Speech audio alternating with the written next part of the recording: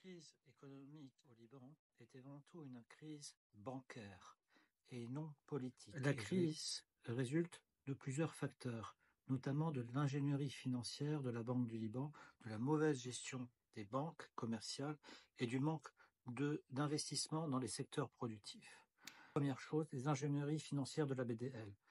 La BDL, avec M. Riyad Salameh, a mené une politique d'ingénierie financière à partir de 2015 qui a coûté 24 milliards de dollars, alors que les réserves monétaires nettes étaient déjà négatives, c'est-à-dire que l'argent utilisé dans le cadre des ingénieries financières, c'était l'argent des dépôts. Les banques libanaises échangeaient des dollars des déposants contre des livres libanaises. Cette stratégie a créé une dépendance aux capitaux étrangers et a mené à une sorte de bulle financière, faisant croire que tout allait bien. En 2019, la différence entre taux nominaux et taux réels a explosé, amenant grosso modo à la crise financière. Dès mai 2019, on a eu des pénuries de devises. Le défaut des banques a eu lieu en novembre 2019 lorsqu'il y a eu l'instauration du contrôle informel des capitaux, bien avant donc l'État qui a fait défaut en fait en avril 2020.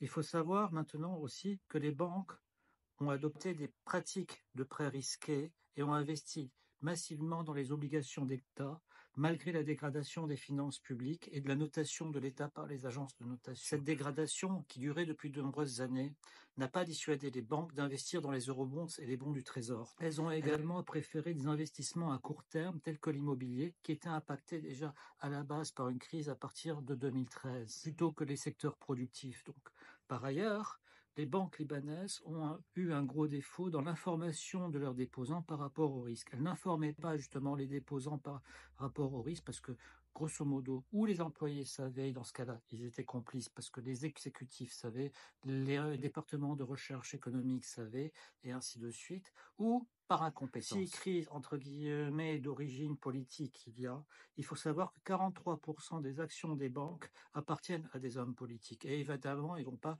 se tirer une balle dans le pied. Il faut savoir que ces politiciens, aujourd'hui, bloquent la restructuration du secteur bancaire parce qu'ils ont tout intérêt à le faire. Par ailleurs, il faut aussi dire que ces banques ont versé d'importantes dividendes à ces hommes politiques. Autre point maintenant beaucoup plus général, les banques libanaises n'investissaient pas dans les secteurs productifs de ce pays. Elles préféraient des retours sur investissement à court terme et importants. Donc, ils investissaient dans les eurobonds, les obligations d'État, l'immobilier, au lieu d'investir sur des projets à long terme avec des retours d'investissement sur plusieurs années. Ces investissements à court terme, en fin de compte, ne sont pas créateurs de richesse. Des investissements à long terme sont plutôt créateurs de richesse au niveau national. Et ça c'est un problème de politique, entre guillemets, économique. Si les fonds, par exemple, investis par les banques sous forme de certificats de dépôt auprès de la Banque du Liban étaient investis dans des secteurs productifs, on n'en serait pas là. Donc, pourquoi il s'agit d'une crise avant tout financière et bancaire et non d'une crise économique ? La crise actuelle est d'origine financière. Ce sont avant tout les politiques de la BDL qui sont à l'origine de la défaillance du secteur bancaire. La BDL n'a pas tenu son rôle d'autorité de tutelle. Et pire encore, elle a contribué à aggraver la crise économique. Deuxièmement, la défaillance du secteur bancaire. Les banques ont adopté des pratiques de prêt imprudents et une mauvaise gestion des risques. Et pas seulement cela, elles ont aussi mal conseillé les déposants. Aujourd'hui, en fait, cette crise aussi, et on arrive au troisième point, cette crise aujourd'hui perdure parce qu'il n'y a plus du tout confiance dans le système financier actuel. On n'a plus du tout confiance dans les établissements actuels, on n'a plus du tout confiance dans les acteurs actuels, qu'ils soient des banques privées ou des banques publiques.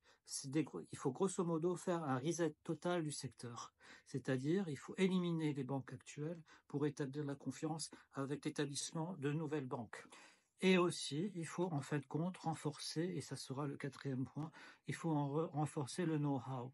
Si on a réussi, entre guillemets, à faire une crise d'une telle ampleur, c'est qu'on avait des apprentis sorciers qui géraient à la fois les établissements publics et à la fois les établissements privés et qui ne savaient pas, en fin de compte, le véritable métier de banquier. J'espère que ces explications vous ont plu. Vous pouvez toujours commenter pour poser d'autres questions. À très bientôt.